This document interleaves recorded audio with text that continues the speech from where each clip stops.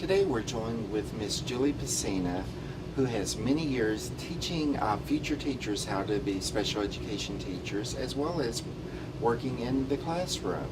And she's going to talk to us today about what, if you could be in charge, what would you tell people they needed to do to be a great inclusion teacher or special education teacher? Well, they would definitely need to know about collaborating with others, working with different personnel, other teachers in different grade levels, administration. When you're a special ed teacher, you're not by yourself. It's a team effort, and so you have to work with everyone that works with your students, including people like physical therapists, occupational therapists, counselor, so any related service provider. Also, if your campus is practicing inclusion, which most do, you would need to work directly with the general ed teacher. So collaboration is a big one.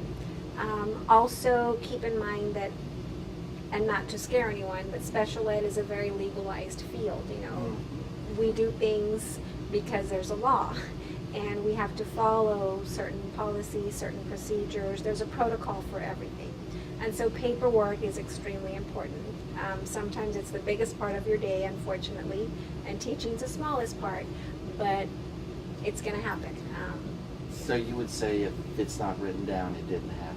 Correct. Documentation's going to be your best friend as a teacher. Whether you're a special ed teacher or a regular ed teacher, you always want to document everything in a factual manner. Just the facts, not your opinions, just the facts. So collaboration, documentation, and something that sounds like common sense, but just consider the needs of the child. Look at the child, observe him, establish that rapport with them, because you know that child the best besides his or her parents. And so just think about what is best practices for that child. And it's going to be different for every student. You were talking about collaboration. So when you say collaboration, does that mean I'm the special ed teacher, I'm the expert, so I'm going to tell people what to do and they're going to do it? Yes, no, never. In a school setting, everyone is an expert in their field, is what I tell my students. So the second grade teacher is an expert in second grade curriculum. The special ed teacher is an expert in that field, but together they can be, a very strong force. And so no one is above anyone else. I tell my students in my class that you both bring something to the table. You are both equal partners, and you can feed off each other in terms of ideas and resources. Two heads are better than one, as the old saying goes. And so if you both unite in teaching that student, he's going to have two great teachers. Okay. You talked about the parents being an expert. How do you talk to parents?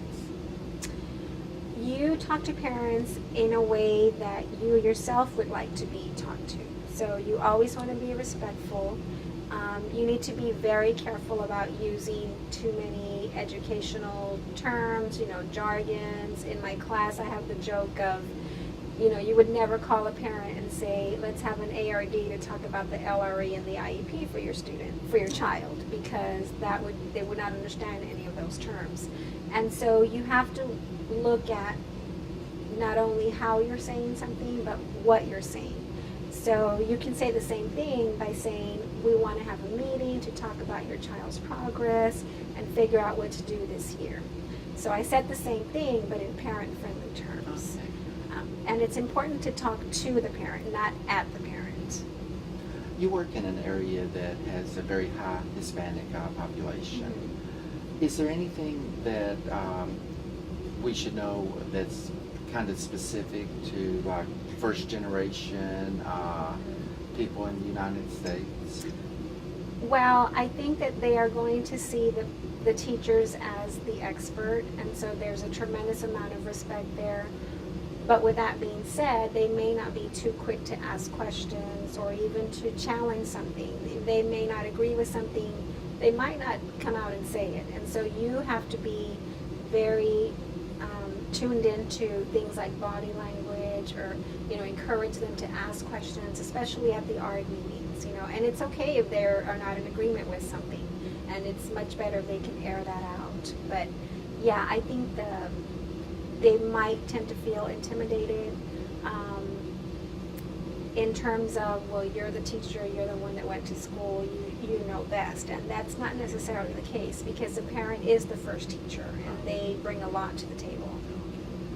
What about if you're a new teacher, you're working with this Hispanic child, and you're not sure if the parent's first language is English or Spanish? How do you go about broaching that topic with the parents without insulting them? I would say just have a conversation with them, and you're going to be able to tell what they're more comfortable with.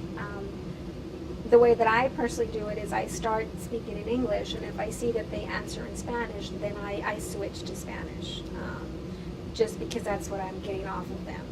If they are able to answer me in English, then I'll continue in English, but I do kind of pepper in a little bit of Spanish every now and then, just so that they feel comfortable. So it's a good idea to have a translator available if necessary. Oh, yes, yes.